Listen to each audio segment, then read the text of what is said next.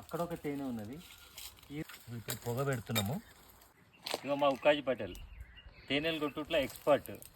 ఇద్దరం కలిసి ఒక రోజు 18 తేనెలు కొట్టాం. సంక్రాంతి పండుగ అప్పుడు వచ్చి వాగు తిరిగినాం. మొత్తం 18 తేనెలు కొట్టాం కదా.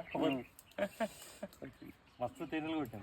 ఇప్పుడు మళ్ళీ 2 కొడుతున్నాం. ఇప్పుడు ఈడ తేనె, ఆడొక తేనె, ఆడ పచ్చపాము. చూడండి ఊరంటే ఇట్లా ఉంటుంది. రైట్ బ్రో, మీది ఎంత పెద్ద గ్రీన్ పాము ఉండేది తెలుసా.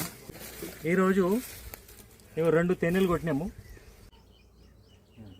2 తేనెలు కలిపి ఇంత వచ్చింది. వీటిని ఇప్పుడు నీట్గా పిండాలి.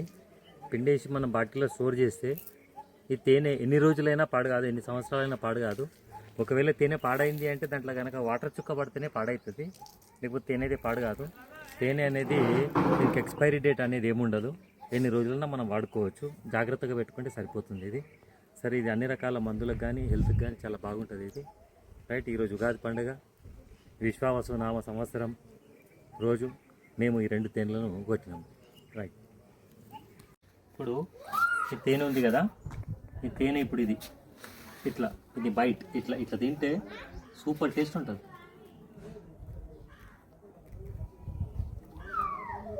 సూపర్.